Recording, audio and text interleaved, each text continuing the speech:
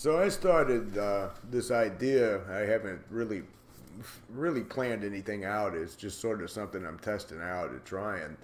Where I was going to take certain passages out of the AA text, and I was actually going to select the ones that I used to hear read in meetings the most, or the ones that it seemed like irritated me the most, or it seemed like every other day somebody was reading this topic and I was having to hear all this horse shit, that follows. I think anybody who's ever been to an AA meeting knows exactly what I'm talking about. But there's one thing that I couldn't do, and a whole lot of others like myself out here couldn't do when you'd hear this shit being read. You couldn't actually comment and respond on it honestly. You had to always emphatically, embrace whatever was being read as some great and profound truth. And of course, the thing that used to really annoy me the most in those meetings is how many people would just trip over little bitty tiny words here and there, like it was, some tantalizing missing piece of some metaphysical puzzle, and you just have to hear them just, flap their gums incessantly about this. So I don't know how successful this will be, but I'm actually going to have to look up passages out of their phony big book of horse shit online if I was going to do this. And actually, it's kind of amusing because earlier today, I happened to get a day off. I actually happened to get a weekend off, which is unusual for me. I was actually having to page through whole entire passages and paragraphs out of there, and it was just repeatedly in my mind whenever I would read a sentence or I'd read these proclamations and these bold assertions. I just kept repeatedly thinking, how could I have ever taken any of that remotely seriously? But even worse, I mean, it looks so ludicrous to me now. I mean, the idea that I could have ever sat in a room full of people for an entire hour and listened to them drone on about this garbage is just beyond belief to me now. I think it's further proof that the longer you're away from Quackaholics Anonymous, the more insane it all looks, the more ridiculous it gets. But I just sort of flipped open to this one. This is one I used to hear all the time, and it would just make me inwardly cringe. Well, all of it makes me cringe. I mean, who am I kidding? But it was one it seemed like that was covered extensively in those meetings, and it would just annoy me to no end. And of course, you can't say anything.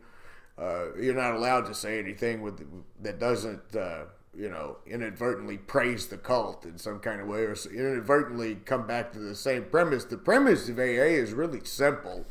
In spite of all this horse shit language that it uses and all these just downright pseudo-religious crap that it postulates, the actual program of AA is really not complex at all. It's just you're totally diseased and worthless, and you have to have God to remove everything for you. And it's funny how these people who run these things and who do all this talking, they've sort of appointed themselves as speakers for God himself. You notice how many times in the AA literature when they start talking about our conception is wrong on this, or we had to stop doing this, what they're really saying is you, the AA member who's being brainwashed and who can't have any self-worth or any kind of willpower, you're the one that we're talking to, and you're the one we're beating down, that has to listen to all of this and has to take every word we say as absolute truth. It's always funny how many people I've seen in the world in general that have appointed themselves as like the voice of God. It's kind of like I was browsing around through YouTube the other day, and I happened to see this one idiot. His name is Russell Brand. He's big in the recovery movement. He's one of these weirdo spiritual gurus. In fact, I think I'll do a whole video on him when I get a spare time. But he was going on and on about this invisible realm that nobody could see and nobody could hear and nobody could touch. And I was thinking, well, if that's true, how do you know about it? But he had the whole phony cult guru hand gestures and the bug crazy eyes and the whole emotional, he had it all down pat like a real routine. There's this realm that's underneath and we can't hear it, but it's there. I wonder if he nicknames the hand gestures, like if he has the I'm pulling physical power out of the universe, or if he has like little nicknames for the horseshit gestures. But it's almost like phony guru 101 with the way these people behave. But I was just thinking about the correlations. Of course, he's a big cult member as well, but I was kind of thinking about the correlations of the way all these people in AA, they claim to be humble. They claim to be, just ordinary alcoholic who's trying to help other alcoholics, but then they somehow are like mouthpiece lawyers for God. I never did really quite understand how that's supposed to equate, but whatever. And anyway, I was looking at this particular passage, and it says, the first requirement is we be convinced that any life run on self-will can hardly be a success. Now, why is that the first requirement? And who is we that needs to be convinced? So what it means is you, the dumb alcoholic, the idiot drunk, who's sitting in here looking for help. You're the one that's got to be convinced that you can't have any brains or any willpower, because after all, you might not make a real good cult member if you did that. I mean, if you actually were able to think for yourself, you might not fall for all the horse shit. It almost reminds me of an old Tom and Jerry cartoon I saw a long time ago where dogs and cats were at war on another planet, and somewhere in the end of it, when the dictator or whatever is overthrown, he kind of looks at the camera despondently and he says, now dogs and cats might try to get along, and even worse, people might try to think for themselves. I mean, the first requirement is we be convinced that any life run on self-will can hardly be a success. Well, what do people run their lives on exactly? I mean, for instance, when I set the alarm clock so it'll go off early in the morning so I won't be late for work, and I kind of try to get to work early so I can make sure that I have everything set up that I am going to need for the day ahead. And if I kind of have a generalized idea of what my boss requires for me to do for that day, and I kind of want to make a little bit of plans on that, or if I'm looking at my bills and I'm trying to decide what I can do with this or that in order to have extra money, or, if overtime is offered to me and I say, yeah, I'll go ahead and take the overtime because I can always use the extra money. All of those things kind of speak to me as coming from within myself, and I don't think I'm very unique in that. I think most, since they like to use the word, I'll use it, most ordinary human beings sort of deal with life like that. I mean, so I don't know what they mean, can hardly be a success. I think every successful person that you talk to, or if you read about or anything else, they probably would tell you that even though they've had help along the way from other people and things like that, or maybe, monetarily or whatnot, they pretty much had to plan and do a lot of it themselves. I mean, even let's just say some of the bands back in the 90s that became superstars that didn't intend for that to happen, they still had to play the music, they still had to push, they still had to do all the things required for somebody to discover them in order for them to sign on to a major record deal, So anything that happens in this world, I would think, in part, comes from your own desire to make it happen. I don't think anybody woke up one morning and said, I can't run my own life. I'm just going to sit here and watch the world pass me by, and I'll get rich doing that. I don't think anybody ever has accomplished anything with going to school, even all the way back in grade school, in the first fucking grade. I don't think you accomplished anything by saying, I'm going to just not do anything. I don't have any willpower whatsoever. I'm just going to kind of sit here and stare at the chalkboard and hope the teacher don't fucking notice me. Because, anytime I try to do anything with determination, it can't hardly be a success, right? I mean, or does that only apply to alcoholics? Is that what they're going to... That's probably what they would say in meetings if I brought any of these talking points up. They'd say, well, we're not talking about everybody. We're talking about alcoholics.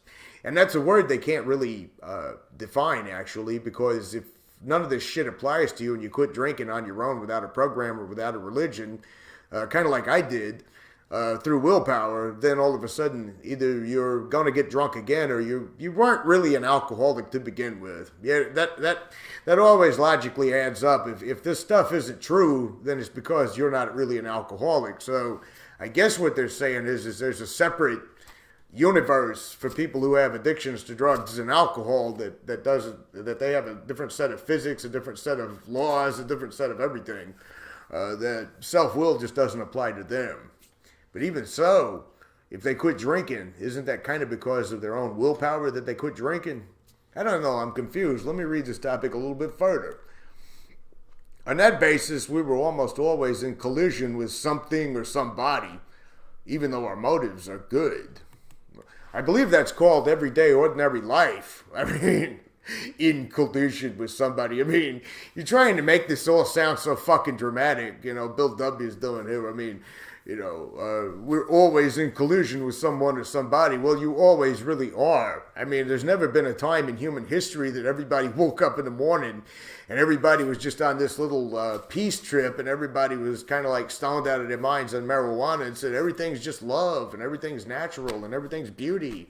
Yeah, I don't think that's ever happened. I don't think even the most... take me, for example. I'm not really a very social creature by nature. I'm kind of a loner. Even though, you know, I deal with people in the everyday world all the time. There's difficulties. There always is. I mean, it doesn't matter if I do the best job ever. There's always going to be something somewhere that can possibly go wrong. There's always a customer who's not satisfied. There's always a manager that's a little irritated because this happened or whatever. I mean, nobody... from the time they're born to the time they get old and die, it goes through life without any conflict whatsoever.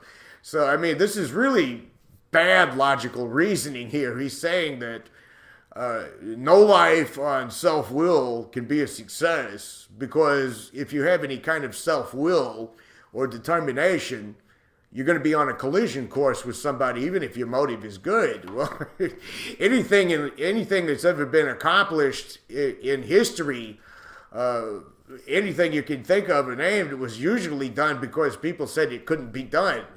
You know, people said that electricity was a fucktarded idea when it was first played with. People said nobody would ever fly. People said that nobody would ever be able to sail around the world because they'd sail off the horizon and fall because the earth was flat.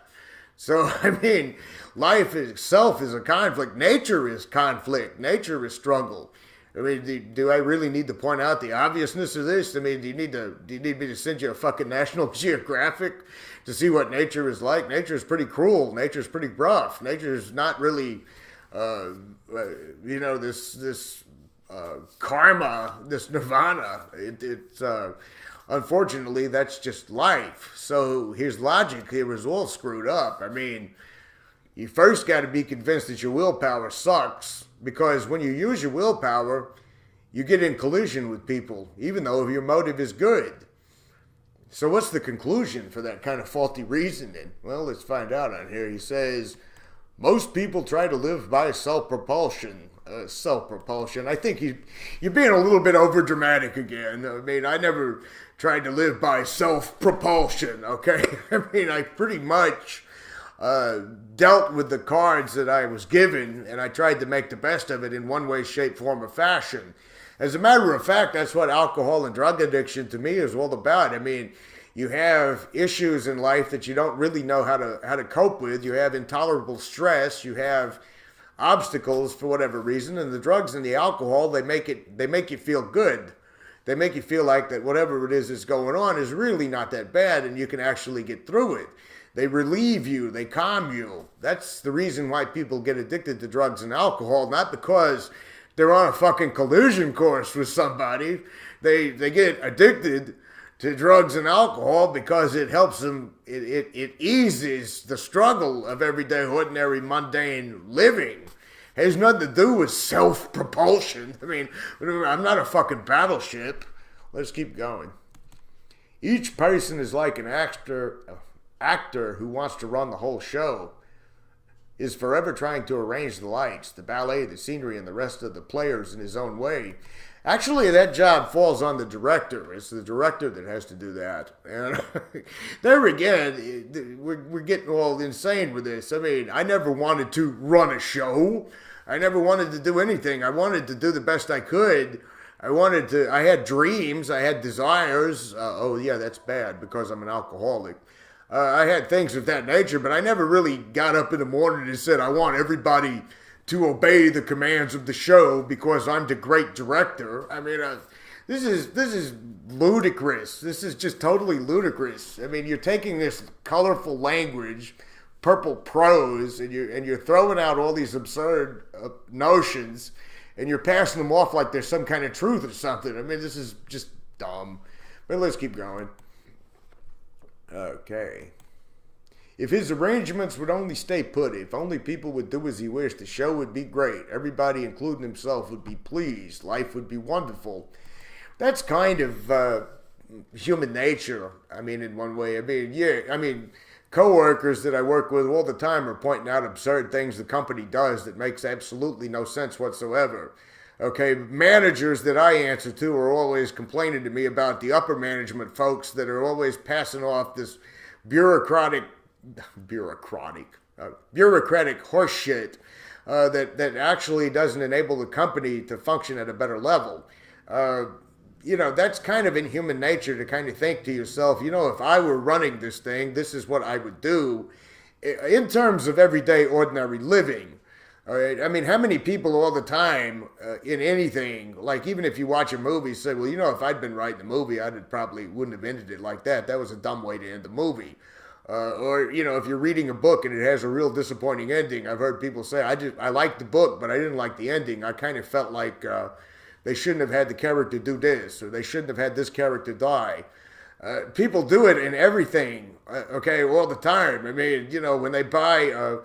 When they try to play a new computer game like Fallout 4, I don't play computer games, by the way, you'll hear them say, well, they didn't do this right with the computer game. I mean, this type of thing, the graphics suck or the response times are slow or whatever.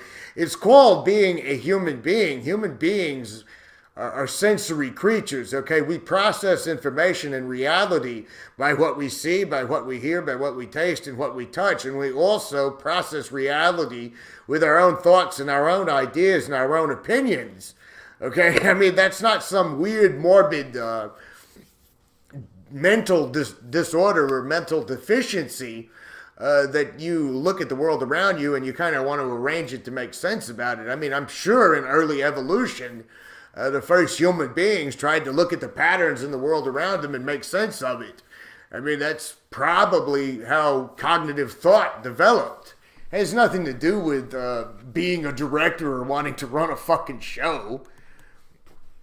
Okay, where did I leave off with this crap? Actor may sometimes seem quite virtuous. Well, there again, that's ridiculous. Ignore it. I'm not even going to touch that. He may be kind, considerate, patient, generous, even modest and self-sacrificing. On the other hand, he may be mean, egotistical, selfish, and dishonest. But as with most humans, he's likely to have varied traits. Once again, you've said a whole lot without saying anything at all. What you're really basically saying here, what he's really trying to tell you is that if you have any basic human emotions, even if they're good, like being generous or being patient or being kind, you're still a selfish piece of shit because you need to swallow his cult religion in order to what exactly? I guess in order to live free of alcohol, or is this really just more about giving up your independent sense of self and calling your own self so worthless that you need somebody else to do your thinking for you? That's kind of what I'm reading out of it. Let's keep going. What usually happens? The show doesn't come off very well. He begins to think life doesn't treat him right. He decides to exert himself more. Again, you're being overly dramatic. I mean, for what you're really saying is, if I have a bad day at work and I don't feel like things are fair sometimes in my life, that makes me what exactly? Some kind of selfish sociopath? I mean, is that what you're trying to say? Like if I wake up in the morning and my tire is flat, okay, and like the coffee maker goes on the fritz and I say, this just really fucking sucks. All of a sudden I'm some kind of evil, self-centered psychopath that wants to direct his own show. I mean, give me a fucking break, Okay, I can skip a little bit here. The delusion that he can wrest satisfaction and happiness out of this world if only he manages well. That's kind of what everybody's taught from the time they're, I don't know, a kid, I don't know, when I was, really young, I remember my mother telling me, even though she was very strict and very hard and very, well, downright mean most of the time, she would say things to me like, I'm not always going to be here for you. You got to learn how to stand on your own 2 feet. You got to learn how to stand on your own. You got to, the world doesn't play nice and the world doesn't play fair. So you got to get out there and you got to learn to take it. You got to learn to take it and keep going. I mean, that's kind of, again, human nature to want to wrest satisfaction out of life through managing well. Once again, he's saying a whole lot without saying shit. What he's really saying is, you're an ordinary human being that tries to manage your time and manage your own self and thinks that ultimately you can find some satisfaction in your world that way, but you're wrong. You have to surrender everything and turn your life over to me and all these other quackaholic gurus. I mean, that's ultimately what he's saying here. I mean, I guess that people who try to save up money so they can retire, or people who put money in their 401ks in the hope of one day being able to live comfortably and not having to slave away for the rest of their lives, are delusional because they're trying to get satisfaction out of life. I guess people that are under mountains of student debt that are trying to get better paying careers so they can pay their debts off and live relatively with their head above water and not paycheck to paycheck, I guess they're just delusional because they're not, because they're trying to be directors running their own show. I guess that's what he's trying to say here. I guess he's trying to say that if, your dream is to own a home and you decide to start saving money and then, you decide to, you pick out a place that you want to rent to own and you start putting your money into it and you start fixing the place up and you start making that your own home, that somehow or the other you're really delusional. You're just trying to wrest satisfaction from life, from managing well, but you're really just all fucked up. You just need to surrender to the cult. Yeah, this all makes logical sense. I'm really sold on his phony fucking cult religion here. And do not his actions make everyone wish to retaliate, snatching all they can get out of the show? No, I would think not. I would think that most people's actions, if they're any kind of normal human being, are just people that are trying to get by in life. I don't know about others retaliating. I don't think others retaliate unless there's something severely done to them that's wrong.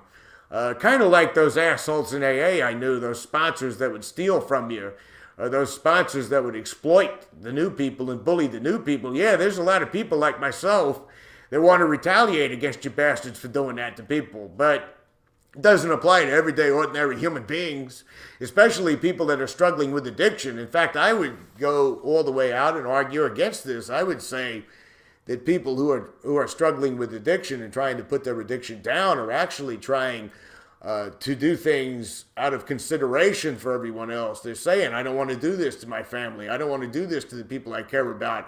I don't want to do this to my life. I don't want to be remembered as some fucked up drunk that never did anything worthwhile. I think most people who are severely addicted to alcohol and drugs are actually people that at heart are not bad people at all. I think they've just found something that they escape from the realities of everything with, and it overtakes their life and it overtakes their behavior. I don't think most people who are addicted to alcohol and drugs want to be addicted to alcohol and drugs. Okay, I was never happy when I was gagging down a half gallon of vodka a day.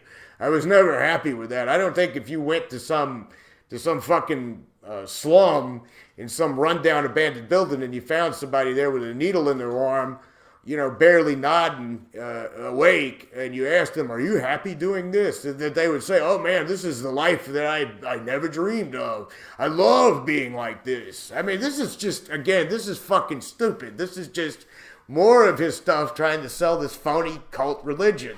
Talking about people retaliating for what exactly? I mean, maybe if you're a paranoid lunatic like Bill W., this stuff applies, but I just don't see this applying to the rest of the world. I don't see this applying to people in general. I think this is just insane.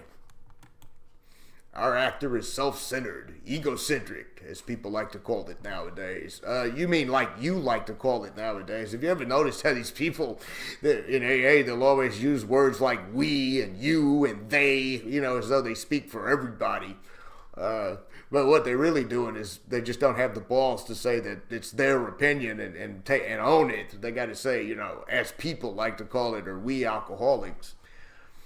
He's like the retired businessman who lolls in the Florida sunshine in the winter, complaining of the sad state of the nation. Well, I think there's plenty of people in the world that are actually maybe living in relative comfort that, might actually look at the news once in a while and say, something, this is kind of a fucked up nation that we're living in terms of whatever their primary concern might be. I mean, if you're an economist, or you're a stock market dude and you're in Florida on vacation and you look at the paper and the stock that you sell is falling on the stock market, then yeah, I think you're going to be worried. So that's again, just an attempt to say a lot without saying anything at all. Politicians and reformers who are sure all would be utopia if the rest of the world would only behave. You mean people like you, Bill W. You mean people like you and all you quackaholic fucking gurus that want everybody to blindly accept your cult and blindly accept your religion and look the other way while all the 13th step in and the abuse that goes on in your rooms and in your sober halfway houses and in your drug courts and all that goes on. I mean, yeah, you're not nothing like those moral high ground asshole hypocrites, right? The outlaw safecracker who thinks society has wronged them. Well, maybe it has. And the alcoholic who has lost all and is locked up. Well, if you've lost it all and locked up, you're not operating again on self-will. As a matter of fact, you've actually contradicted your whole fucking doctrine of powerlessness. You're first saying that people have a disease and that they're powerless and that they can't control it and that it's a mental abuse issue and a behavioral issue and all this other kind of stuff. But now you're saying that they're just selfish sociopaths because they chose to, what? To run their own show, to be an actor who directs a play? An actor who directs a play. I mean, you might want to have hired some editors on that one, Bill. Whatever our prostrations, are not most of us concerned with ourselves, our resentments, or our self-pity.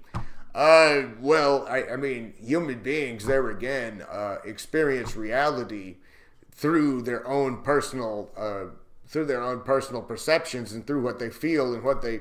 I mean, I can't experience somebody else's pain. I can't experience someone else's hunger. I can't experience someone else's health problems. I can't experience someone else's headache.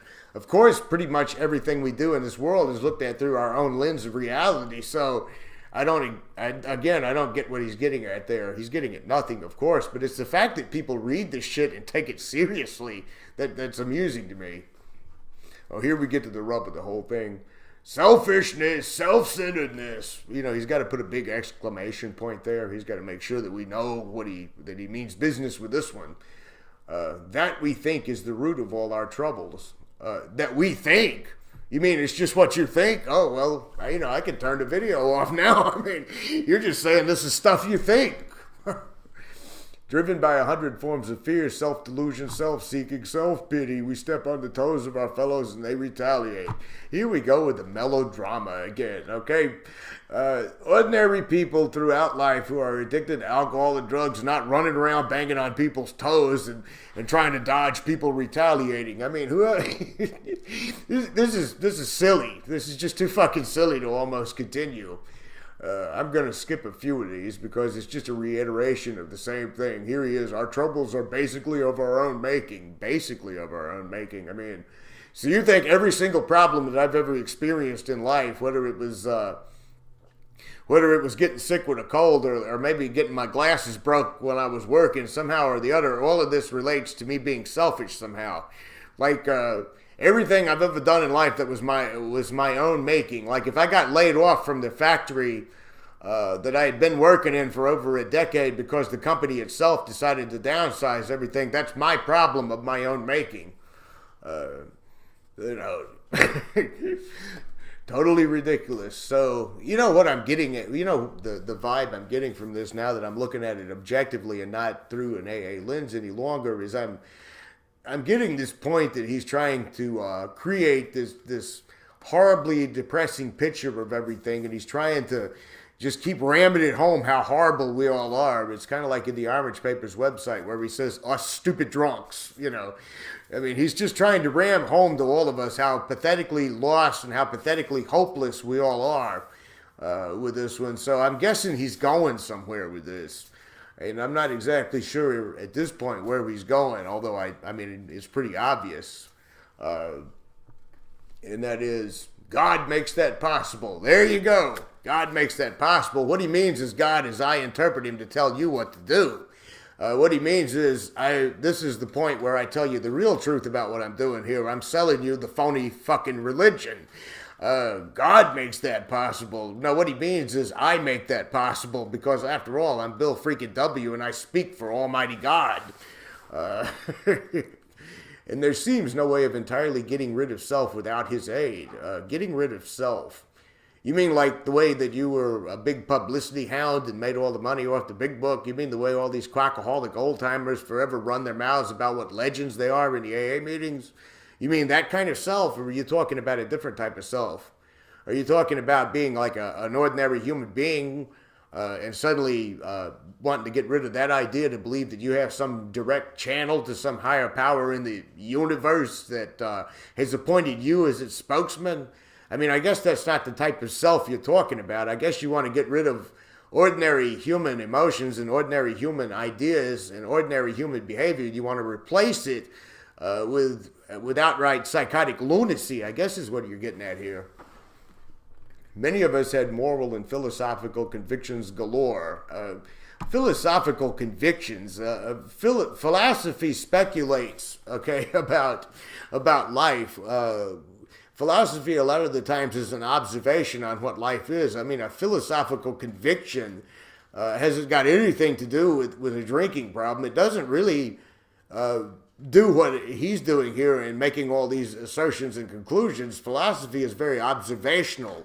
It looks at life as it is, and it observes that. There's many different schools of thought in philosophy. None of them agree on each other. None of them, I mean, even Nietzsche himself had contradictory ideas in his writing. He never claimed to be the absolute truth of anything. So, you know, it's kind of a misnomer to call it a philosophical conviction galore. But we could not live up to them even though we would have liked to. Oh, you mean ordinary human beings who set standards for themselves and they oftentimes fail but continue to strive for those standards because they want to do better in life. So because people do that, that's a terrible thing. And we're supposed to just give it all up and surrender over to the phony fucking cult religion. Okay, I got it. This is the how and why of it. First of all, I can't talk today for some reason. We had to quit playing God. It didn't work. Nobody anywhere who's got an addiction problem with drugs or alcohol ever said a fucking thing about playing God. Okay, I never woke up in the morning and said, I'm God. I'm a director. I'm running a show. Everybody must seek and do my fucking will. I mean, you're creating a position that nobody's ever taken, and you're attacking that position as though it validates your phony religious cult. Okay, nobody that I know of anywhere wanted to be God. And then you say it didn't work. Well, it probably didn't work for you because you're the only person, Bill W., who would be narcissistic enough, who would be insane enough to believe that you are a God. Next, we decided that hereafter in this drama of life, God was going to be our director. Oh, that sounds almost like a really good selling point for a cult right here. Is this the point where I put in my membership donations? He is the principal. We are his agents. Wait a minute. You just spent 2 or 3 paragraphs here attacking everybody for being selfish and self-centered. You spent all these paragraphs talking about determination. You're talking about people who strive to do better, people who have moral convictions, people who try to manage their own lives are utterly delusional, are utterly failures, are totally insufficient. But now all of a sudden you're saying that you're an agent of God by getting rid of selfishness. Yeah, there's nothing selfish about declaring yourself an agent of God. There's no self in that at all. There's nothing even egotistical in claiming you're an agent of God. Well, no, not at all. I don't even see that. He is the Father and we are his children. Oh, I'm just bowled over by that declaration. Most good ideas are simple. You mean like the idea that the earth is flat? I mean, that's a pretty simplistic idea. I can look out the window and it's obvious the world is flat. The ground is flat. The streets are flat. I mean, when you drive a car, you don't drive up a hill. So, it's a simple idea that the world is flat. So, therefore, it's a good idea. And this concept was the keystone of the new and triumphant arch through which we pass to freedom. Doesn't really sound like freedom to me too much. It sounds more like a selling point for the phony freaking cult religion, okay? You've just asserted in all these paragraphs that ordinary human feelings and ordinary human thoughts and ordinary human ideas are somehow some evil, twisted, horrifying, sinful behavior. And now all of a sudden you're saying that you are now an agent of God. Because that's such a simple idea, and now you're free. I mean, it doesn't, to me, sound like you're free. It sounds like you've totally fucking flipped your lid and gone insane, is what it sounds like to me. I think I'm going to stop there. I didn't intend to do 35 minutes worth of video on one topic, but I think I'm going to do more of these for sure. Because I used to hear that shit read so much in AA meetings, and I used to have to sit there and I just do like this with my head, and I'd be thinking to myself, I just wanted to yell at them. It was just so horrifying. It's almost like these people that have accused me of ranting and raving on this channel. I mean, if you really want me to be honest, if you really want my actual reactions to when I read crap like this is actually what I look at AA literature like. When I was looking at this video, I'm more or less sitting here like,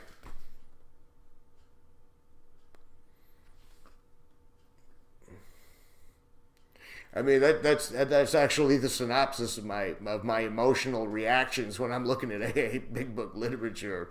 It's just total disbelief at how stupid it all is. Anyway, this is a close video that comes right on the heels of the last video, but I'm hoping I'll get some more time. Well, I won't have any next week. Next week I'm going to be tied up with the holiday season. I mean, I'm not going to get any spare time at all. I got like 10 and 12 hours every day looking at me. So hopefully maybe over the Christmas weekend we can have a Christmas Quackaholic Anonymous special. I'll see you guys then, hopefully. If I'm not so caught up into running my own show that the selfishness killed me. Okay, keep it in mind. Till next time.